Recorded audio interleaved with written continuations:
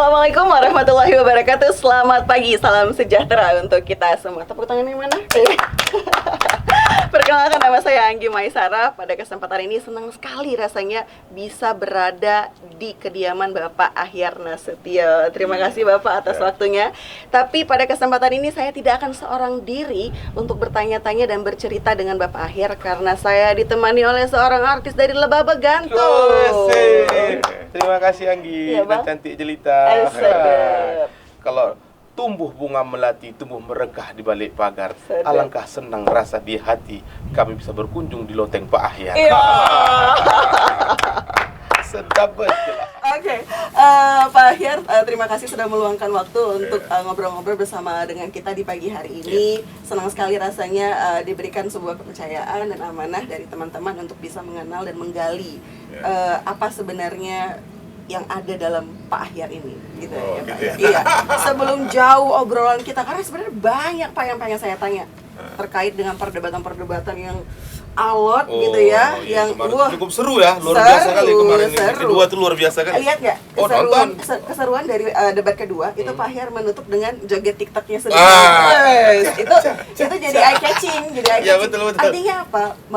Pak Ahyar ini menikmati perdebatan itu, memang perdebatan yang emang diskusinya diskusi membangun, diskusi untuk memberikan jawaban-jawaban yang memang adalah program-program yang diunggulkan oleh pasangan Ahyar Salman, sehingga ketika sampai dalam segmen terakhir ditutup dengan sebuah gerakan TikTok yang saya menikmati. Cantik berjalan tergoda medan, Ahyar Salman yang tidak Dalam pembuka ini Pak Ahyar, Pak Najib, kita pengen kenal ya. Betul. Kalau misalnya di luar sana orang hanya mengenal Pak Ahyar, ya udah ini PLT wali kota, Pak Ahyar ini calon wali kota, Pak Ahyar ya ini pendampingnya Pak Salman gitu. Tapi saya ingin mengenal Pak Ahyar ini siapa sih, gitu. Istrinya, kekasihnya, betul. pujaan hatinya siapa, kemudian anaknya, karena saya dengar Pak, ini anaknya laki-laki ya Pak ya, dua-duanya. Umurnya berapa Anaknya Pak? laki-laki sih. Kenapa? Ya boleh Pak diceritain untuk ibu, anak-anak. Terima kasih, syukur alhamdulillah kawan-kawan Lebah Begantung bisa hadir ke rumah saya. Kita ini lagi nongkrong di rooftop garden rumah saya. Rooftop garden Di rumah saya, ataupun flying garden rumah saya, walaupun tidak luas, tapi saya bisa menikmati duduk-duduk relax di sini, bisa merilis semua kepenatan kegiatan sehari-hari. Saya bisa relax di sini. Nah, saya di rumah ini berempat. Saya, istri saya, dan dua orang anak. Istri saya Nurul Hairani Lubis, sehari-hari bekerja sebagai karyawan PD Pasar Kota Medan. Namun semenjak saya jadi wakil wali kota, beliau mengambil cuti di luar tanggungan. Dua anak saya laki-laki, yang besar namanya Ahmad Kausar Yaranda Nasution, saat ini kuliah di Fakultas Ilmu Budaya USU. Sebenarnya tahun 2017 dia ini sudah masuk ke UGM. UGM, tapi mungkin tidak betah di UGM, berhenti. Kemudian ada keinginannya sekolah seni. Tahun 2018 udah lulus dia di Institut Seni Indonesia di Padang Panjang. Rupanya sebulan juga betah juga. Rupanya terakhir memang mau di Medan juga. Akhirnya sekarang di Fakultas Ilmu Budaya di Sastra Inggris. Nah, kemudian yang kecil namanya Ahmad Al-Kindi Yaranda Nasution. Alhamdulillah tahun ini masuk ke USU, ngambil jurusan teknik sipil, meneruskan saya. Jadi dua orang, dan sehari-hari kami berempat sini. Jadi itulah keseharian kami di rumah. Jadi dalam kegiatan sehari-hari memang selesai subuh biasanya, kalaupun saya itu biasanya kan olahraganya jalan atau lari, tapi karena memang kondisi tidak mungkin lagi, saya bersepeda. Selesai bersepeda, sembari sarapan saya baca koran, baca majalah. Selesai itu, kalau memang tidak ada kegiatan, saya lanjut baca buku. Baca buku. Memang hobi baca buku ya Pak ya? Ya memang keseharian saya baca buku, baca majalah, baca informasi sehingga tidak ketinggalan informasi. Jadi apa namanya, membaca itu adalah kegiatan harian, Betul. kegiatan harian saya. Dan kalau udah baca semuanya ikut baca juga. Ini Ikut baca izin, gitu. izin saya potong sedikit ya Pak ya, sebelum Ah. saya lupa. Ketika Pak Ahyar menyebutkan saya hobi membaca, itu sebenarnya bisa saya lihat ketika saya masuk ke kediaman beliau. Saya masuk Bang, Pak, mohon izin, saya melihat ada rak buku berbentuk pohon. Iya, iya. Tadi di bawah gitu Betul. ya. Ini menarik gitu, karena kebanyakan orang kalau misalnya membaca terus punya rak itu sekedar lemari, gitu Iya. ya, disusun rapi gitu. Nah ini berbentuk pohon. Artinya saya menangkap sebagai orang awam yang baru saja hadir masuk ke rumah Bapak melihat ada rak pohon, saya merasa bahwa ini ada filosofinya gitu. Bahwa buku itu memang kita anggap seperti pohon yang terus tumbuh, betul ya Pak ya? Iya, iya. Yang terus artinya bercabang. Berkembang. Iya berkembang. Dan memberikan kehidupan akhirnya. Nah, betul. Betul saya Pak ya? Iya. Jadi begini luar biasa Pak. Kemudian juga ketika Banyak ilmu ke sini. iya, Iya. ketika Bapak Banyak ilmu sih Pak. ketika Bapak menyebutkan soal UGM gitu ya Pak. Kebetulan mohon izin Pak, saya lulusan dari Fakultas Hukum Universitas Indonesia Ya. gitu.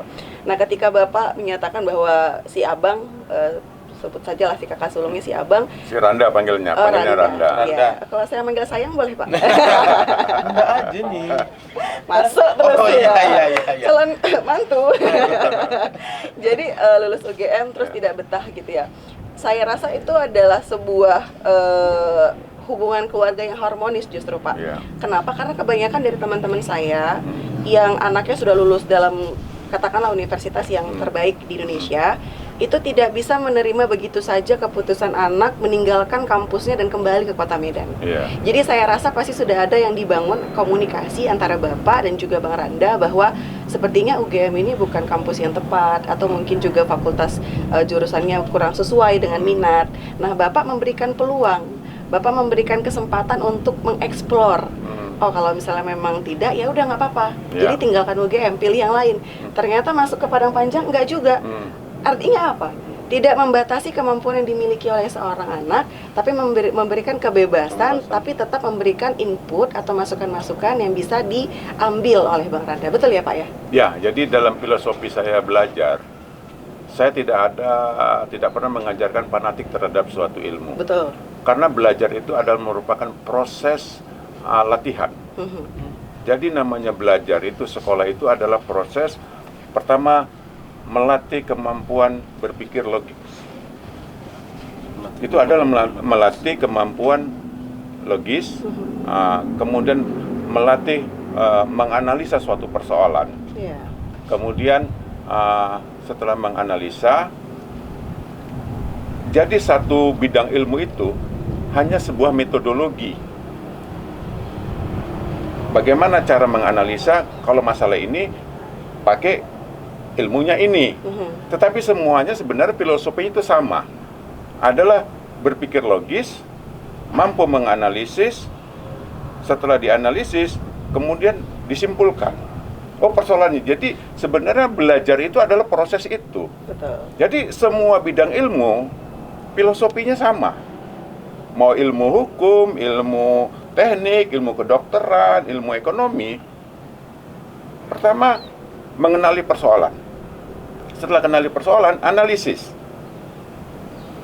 Kemudian simpulkan, oh ini persoalannya, kemudian barulah cari way out-nya, jalan keluarnya apa, berdasarkan itu dia.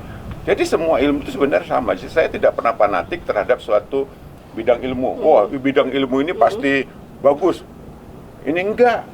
Semuanya tergantung kepada kemampuan. Makanya saya tidak fanatik. Yang penting mau belajar. Sehingga belajar itu kemampuan menganalisnya, kemampuan analisanya, kemudian logis. Karena alam ini diciptakan Allah dalam keteraturan. Allah menciptakan alam keteraturan, kemudian disitulah logika-logika itu ada.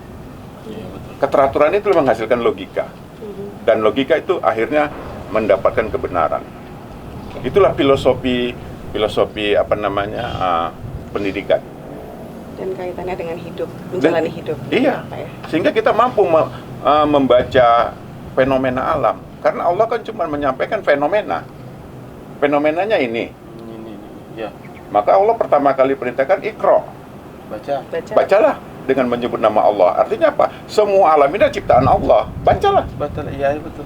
Iqra bismi rabbikal ladzi khalaq, ya kan? Bacalah dengan menyebut nama Allah. Bahwasanya alam ini ciptaan Allah. Baca, tugas kita membaca, pelajari, analisis, temu kenali ini, sehingga manfaatkan alam ciptaan ini. Itulah sebenarnya filosofi pendidikan yang saya pahami dan saya terapkan kepada anak-anak. Nah, Pak, kalau misalnya tadi kita sudah berbincang terkait dengan keluarga Bapak di rumah, gitu kan. Nah, saya mau sedikit bertanya nih, Pak, terkait dengan dari Bapak sendiri. Sebenarnya sudah berapa lama menghabiskan hari-hari, menghabiskan hidup Bapak di kota Medan? Karena saya yakin kalau misalnya kita bicara soal Ahyar dan Medan, itu pasti sudah dari kecil. Begitu ya Pak ya, saya yakin seperti itu. Ini orang Medan asli yang betul-betul tahu seluk-beluk Medan, mengenal Medan. Itu ibarat Medan dan Ahyar adalah urat nadi, ya kan? Nah, kira-kira mungkin Bapak bisa menggambarkan terkait bagaimana sih Ahyar atau sosok Ahyar di masa kecil di Medan gitu. Oh gitu ya. Baik, makasih. Saya, orang tua saya, kakek saya, opung saya, itu semua sudah lahir di Medan. Oke. Jadi saya ini, ayah saya Anwar Nasution, opungnya ayah saya itu sudah lahir di Medan juga. Kakek saya dari emak saya namanya Ngademin, juga sudah lahir di Medan. Jadi memang sudah lahir di Medan. Saya itu lahir pada tanggal 21 Juli 1966 di Tanjung Mulia, Kelurahan Tanjung Mulia, Kecamatan Medan Deli. Jadi di situ saya lahir besar. Saya ini anak pertama dari 11 orang berkeluarga, yang mana orang tua saya itu kerja sehari-hari sebagai penjahit. Kemudian emak saya jual kopi, jual kue. Jadi kalau bicara anak-anak ya, tapi itu yang membuat saya jadi tegar dan kuat. Segala pahit getirnya itu sudah saya jalani. Dari kecil ya Pak? Dari kecil. Jadi kalau anak-anak itu, kalau bermain ya tetap bermain. Saya menjual kue, menjajah kue itu sore. Sudah dari kecil Pak? Iya, menjajah kue keliling, kue. Coba Pak, gimana Pak? Teriakannya dulu Pak, masih ingat nggak Pak? Ya kue, gitu kan. Itu di usia Bapak, itu di usia berapa Pak? Di usia sekitar 10 tahun. 10 tahun. Keliling saya. 5 SD dulu Pak. Iya, ya sekitar itu keliling saya Tanjung Mulia itu jual kue. Begitu juga emak saya, pakai tampah, Di atas keliling, kepala. jual kue gitulah. Jadi saya bukan mengeksploitasi masa lalu saya ya, tapi Betul. karena kehidupan, dan itu sebenarnya membuat saya tegar. Kemudian kan dulu waktu anak-anak kan banyak permainan kuaci, Iya, ada permainan kuaci, karet segala macam kan. galasin. Permainan itu. Jadi mereka bermain, saya yang jualan. Sambil main? Iya. Jadi misalkan ada main kartu, main gambar itu kan. Iya. Nanti saya pergi ke Brayan, naik sepeda, saya beli, saya jual lagi sama kawan-kawan tuh. Ya kan saya dapat lah untung-untung sedikit. Itulah yang bisa membuat uang jajan saya, semua segala macam. Jadi ya main tapi jualan juga Jualan gitu. juga. Jualan juga kan gitu. Jadi dua-dua dapat Pak ya? Dapat Dunia dua-dua bermainnya, kan gitu. dunia dapat. Jadi itu adalah keseharian. Kebetulan saya tuh lahir besar di Pajak, namanya Pajak Pagi. Pajak pagi? Pajak pagi, Berarti hanya Tanjung berjualan Mulia. di pagi hari? Ya anytime di luar sekolah. Oke. Di luar sekolah ya saya jualan. Jualan. Nanti di sekolah pun kadang-kadang jualan juga gitu. Iya. Jualan ini segala macam gitu. Saya bersekolah di SD Negeri 060863 atau SD 27 di Brand Bengkel. Dan bengkel. Di depan SD saya itu lapangan bola. Nah, jadi keseharian saya itu semenjak anak-anak, di samping kegiatan-kegiatan itu, kalau pagi saya kan waktu sebelum sekolah tinggal sama nenek saya yang dari ayah. Iya. Nenek Halimatus Sadiah Lubis. Memang rumah kami nggak jauh lah, sekitar jarak setengah kilometer. Tapi begitu saya masuk SD, saya kembali kepada orang tua. Tinggal sama orang tua, tapi sehari-hari pagi tinggal sama kakek saya ngademin. Usaha kakek ngademin itu adalah membuat batu nisan. Jadi habis subuh itu udah bantu beliau mencetak batu nisan. Kerja dulu kan sebelum sekolah. Dap.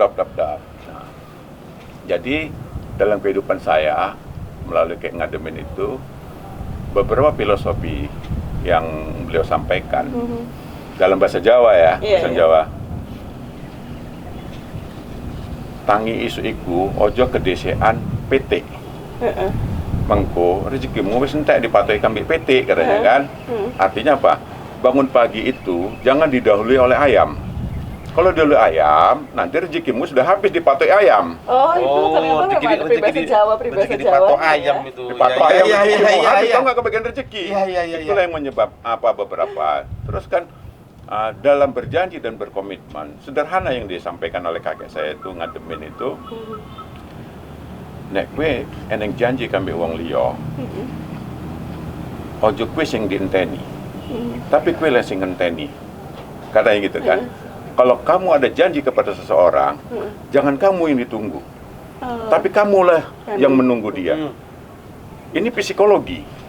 Kalau kita datang terlambat, pasti kita merasa bersalah. Oke. Sehingga di dalam suatu pertemuan, kalau kita sudah merasa bersalah, kita pasti merasa nggak nyaman. Tapi kalau kita nunggu, kita merasa punya power gitu. Jadi beberapa filosofi itu. Dan saya kecil itu ya kerjanya ya saya menikmati anak-anak saya bermain. Jadi namanya bermain bola itu setiap hari. Ada lapangan kecil aja udah main bola. Bahkan waktu SD pun saya sering diusir dari SD. Aduh, kenapa itu Pak? Kenapa tuh Pak? Apa pasal nih? Pertama ya memang ada faktor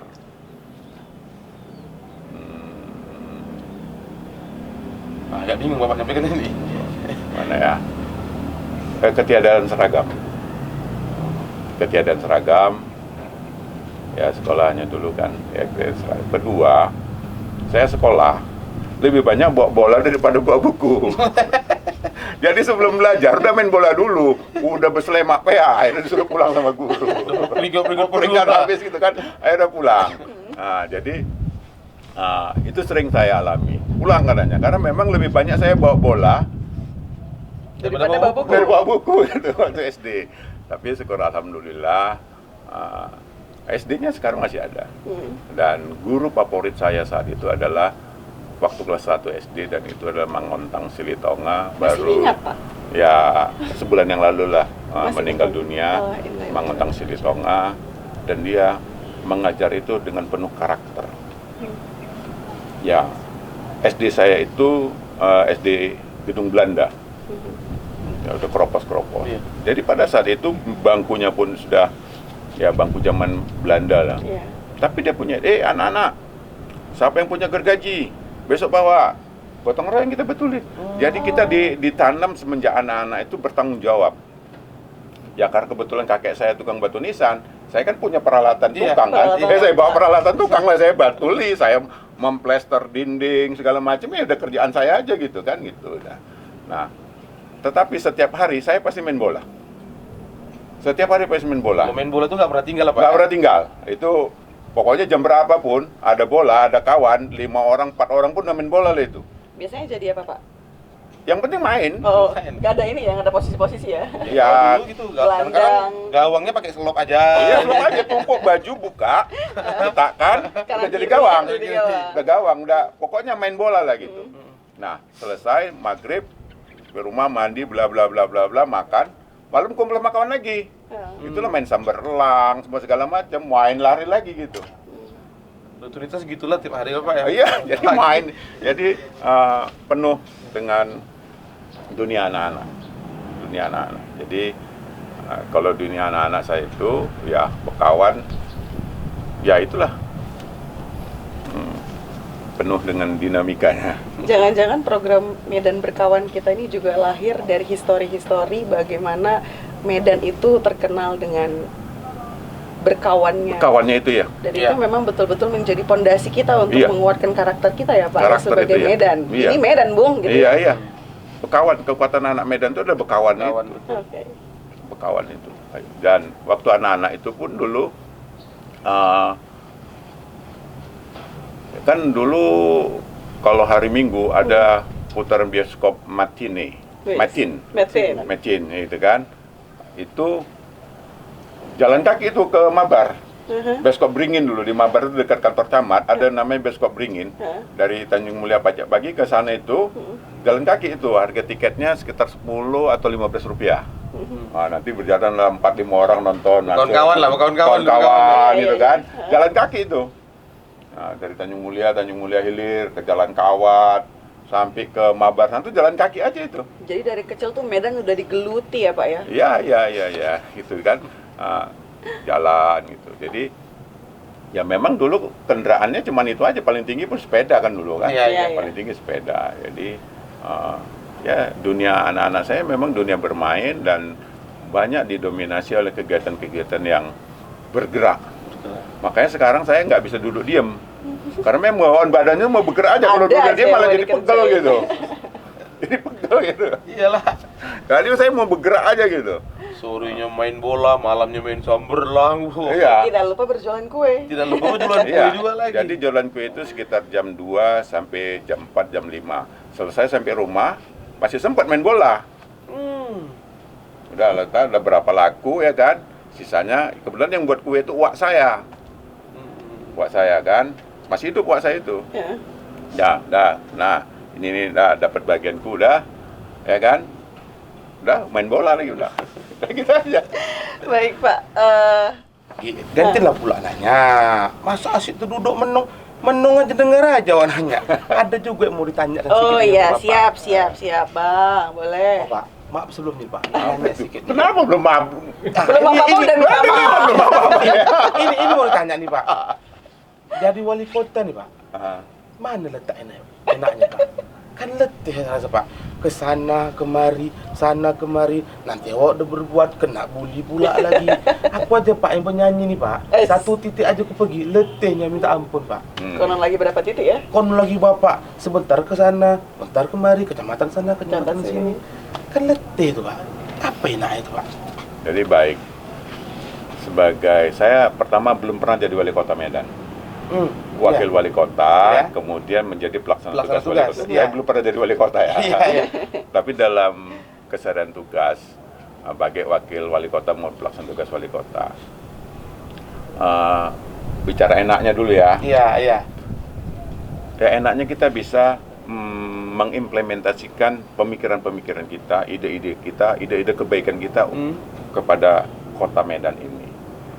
Itulah deh misalnya ada jalan yang rusak, kita bisa langsung kerjakan karena kita punya kekuasaan. Iya, Seperti betul. itu. Misalnya ada masyarakat yang tidak dilayani oleh aparatur pemerintah, saya bisa langsung ambil tindakan. Tindakan. Di situ dia. Artinya kita bisa langsung strike menyelesaikan masalah dalam kewenangan yang ada sama wali kota. Itu dia kenikmatannya di situ. Kita bisa strike langsung Kita bisa berbuat untuk orang banyak. barang banyak gitu. Nah, tapi konsekuensinya kehidupan kita sudah bukan milik pribadi kita lagi. Sudah menjadi milik publik. Milik publik. Hidup sehari-hari sudah diatur oleh protokol. Jam sekian di sini Pak, jam sekian ini sini sudah diatur semua, kan gitu. Nah, jadi sehari-hari ya apa namanya itu dia. Jadi sebagai PLT wali kota,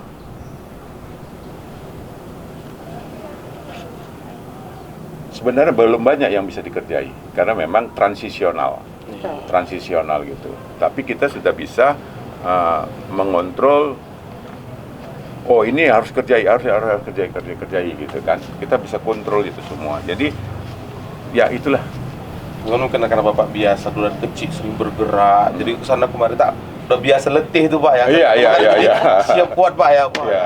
betul. Alhamdulillah gitu. Pak, ini karena Pak Najib mumpung udah nanya soal gimana Kenikmatan sih jadi wali kota. Saya justru penasarannya adalah bagaimana pada akhirnya Bapak memberanikan diri bertekad untuk ikut juga dalam pertandingan kompetisi pesta demokrasi ini gitu kan. Dan tapi saya lebih ingin mengetahui sebenarnya sosok di belakang Bapak.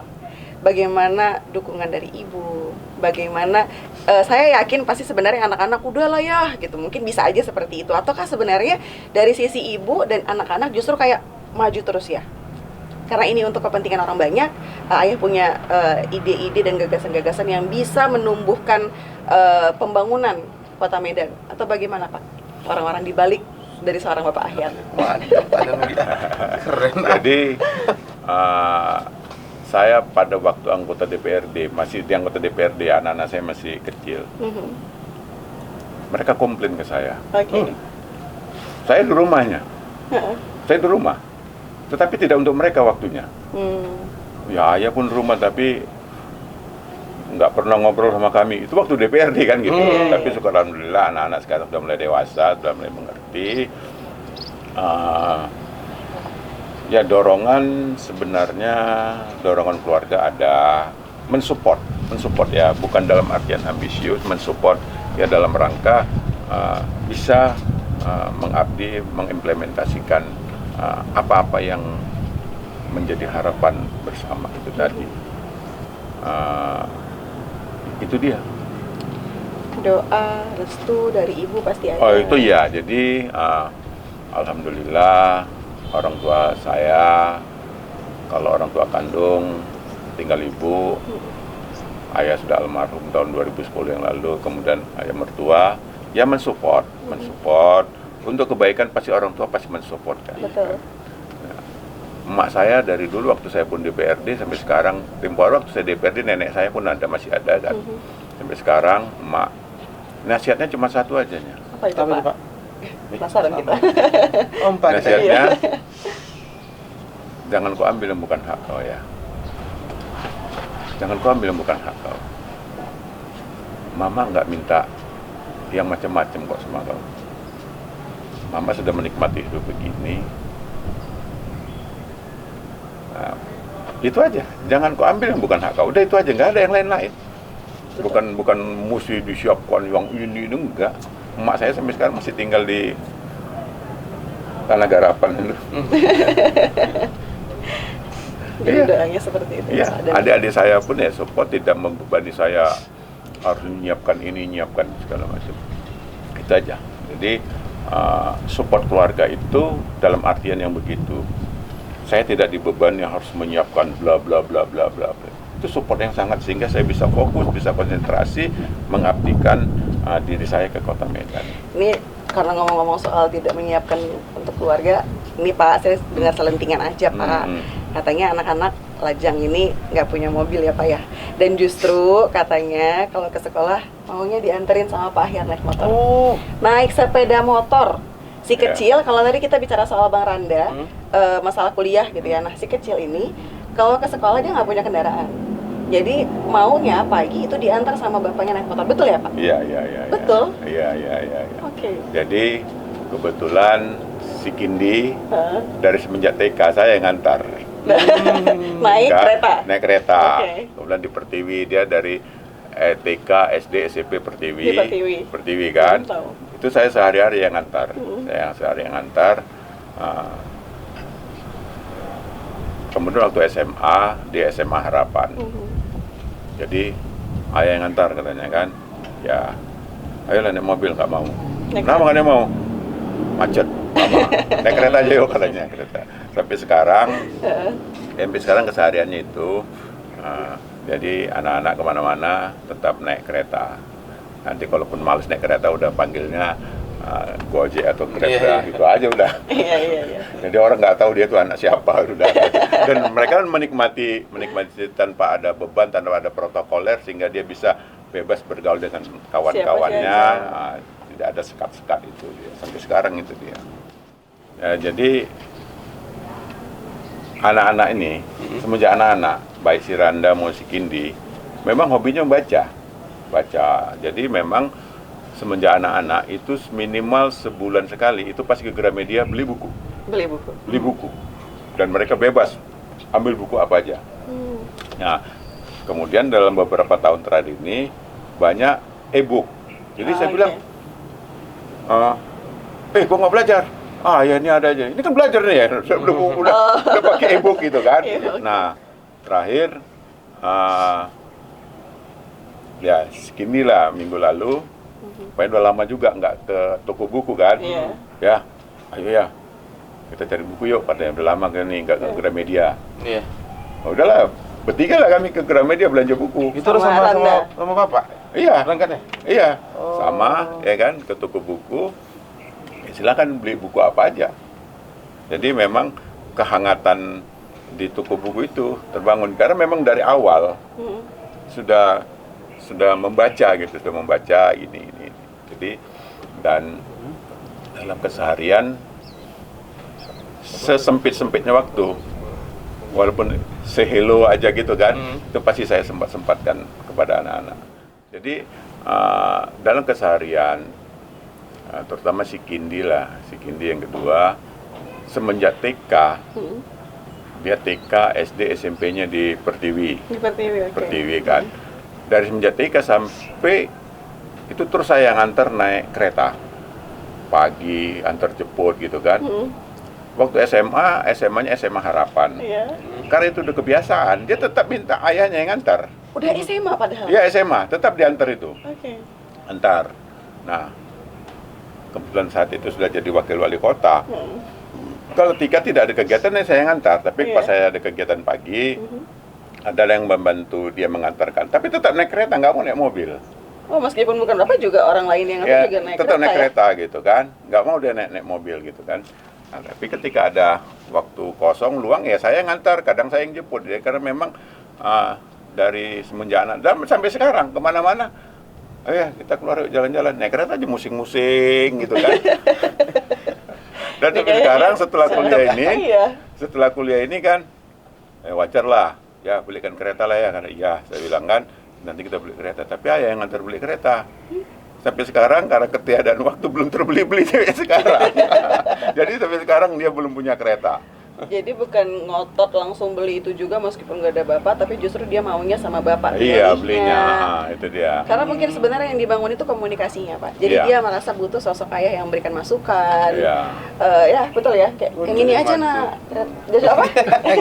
Jadi kan. Jadi ya itulah apa namanya keseharian dalam keterbatasan waktu yang ada masih membangun komunikasi dengan anak-anak. Baik, Pak, sebagai penutup kita sudah berbincang-bincang, sudah kenal lebih jauh tentang Bapak, keluarga gitu ya. Tapi sedikit sebagai penutup, karena di awal sudah kita sebut tadi ini, kalau Bang Najib bilangnya loteng. Oh iya. Kalau misalnya bahasa Bapak tadi Flying garden atau rooftop garden. Nah, rooftop garden. Kira-kira boleh Pak di-share sedikit sebenarnya konsep rooftop garden ini seperti apa, dan kalau saya tidak salah rooftop garden ini adalah salah satu juga program katakanlah seperti itu ya yang ingin dibawa, yang ingin digaungkan untuk warga Kota Medan. Nah, kira-kira boleh nggak Pak diceritakan sedikit tentang rooftop gardennya? Baik, rooftop garden ataupun flying garden itu adalah pertama menambah ruang terbuka hijau di Kota Medan. Karena apa? Permukaan tanah di Kota Medan relatifly hampir 90% sudah tertutup. Tertutup oleh bangunan, oleh halaman yang di keramik, oleh jalan-jalan, semua segala macam. Jadi relatifly hampir 90%, sehingga mengurangi resapan. Ruang terbuka hijaunya semakin berkurang. Nah, dengan membuat rooftop garden ini artinya menambah ruang terbuka hijau. Ruang terbuka hijau itu banyak manfaat dan fungsinya. Di samping untuk taman kita, untuk bisa melepas kepenatan kita sehari-hari, artinya menambah kesehatan kita, baik kesehatan jiwa maupun kesehatan fisik. Kita bisa rilis semua kepenatan, kita bisa duduk di taman di rumah kita. Bisa rileks kita ya Pak? Bisa rileks kita. di samping fungsi-fungsi lingkungan sebagai siklus oksigen, kemudian siklus taman, segala macam, penyerap abu, menahan panas, segala macam, ada fungsi hidrologis. Fungsi hidrologis itu adalah ini kan dia ada tanah, tanah. Misalnya hujan, hujan itu pasti tanah ini menahan air dulu sementara sampai dia jenuh, sampai jenuh air ini tanah. Setelah jenuh, baru dia lepas, rilis, dia turun dia ke bawah. Artinya ada waktu proses ketika hujan, air ini tidak langsung seketika masuk ke parit ke drainase. Dia tahan dulu sementara, sampai jenuh ini tanah yang ada di sini. Setelah jenuh, baru dia rilis. Itu untuk menuju kejenuhan itu lebih kurang 1-2 jam. Baru dia turun ke bawah. Bagaimana sih proses kerja fungsi hidrologisnya? Ini tanah, misalnya inilah seluas ini yang saya praktekkan karena saya tanam rumput, jadi ketebalannya lebih kurang 25 cm. 25 cm saja karena rumput ya. Ini 3,5 meter kali 10, 35 meter persegi dengan ketebalan 25 cm, berarti lebih kurang ada volume tanah di sini 9 meter kubik. Lebih kurang 9 meter kubik. Kalau tanah ini, setiap tanah ini kan tidak padat 100%. Dia ada rongga, namanya void ratio, rasio rongga. Kalau rongganya ini 10%, berarti ada volume 0,9 meter kubik air yang tertahan di sini. Tertahan, tersimpan. Belum yang tertahan, yang dia tidak bisa seketika, ini kan ditahan dulu dia. Habis itu turun. Jadi, fungsi rooftop garden dalam fungsi hidrologis adalah menahan air untuk tidak seketika turun ke parit atau ke drainase. Sehingga parit drainase kita itu tidak mengalami overflow. Yang disebut overflow atau banjir adalah air menumpuk pada saat yang bersamaan pada suatu badan drainase sehingga tidak mampu meluap. Itulah yang disebut banjir. Nah, mencegahnya di mana? Nanti dulu kau air, jangan masuk dulu. Ya biar aja yang sana duluan, yang kau belakangan masuk, sehingga tidak terjadi overflow. Jadi fungsi rooftop garden dalam fungsi hidrologis adalah menahan air untuk tidak seketika masuk ke badan-badan drainase. Itu dia, jadi fungsi. Jadi kita di Medan punya banyak gedung-gedung bertingkat. Betul. Nah, kita sih berharap karena ini persoalan bersama kita selesaikan secara bersama-sama. Betul. Secara bersama-sama. Betul. Nah, buat taman yang udah pasti si pemiliknya dia bisa menikmati tamannya sendiri. Dia menambah kesehatan jiwanya, kesehatan fisiknya. Dia bisa tanam tanaman seperti saya ini kan jambunya lagi berbuah. Nanti kita petik ya Pak ya? Boleh. Artinya fungsi hidrologisnya kalau ada 1000 ruko. Kalau satu ruko itu, misalnya kan ruko mungkin bisa tanaman yang besar. Ruko itu misalnya 4 kali 16 meter. Kita ambil setengahnya aja. 4 kali 8 berarti 32 meter persegi. Kalau dia tebal tanahnya setengah meter, berarti ada volume tanah 16 meter kubik. Kalau void ratio-nya 10%, setiap ruko punya potensi menyimpan air 1,6 meter kubik. Kalau ada 1000 ruko, berarti 1600 meter kubik tertahan air. Fungsinya mengurangi badan-badan supaya jangan masuk dulu, itu dia. Jadi ini yang kita manfaatkan. Jadi rooftop garden memiliki multifungsi. Dan saya sepakat dengan apa yang disampaikan oleh Pak Ahyar bahwa persoalan tadi sudah Bapak singgung sedikit ya.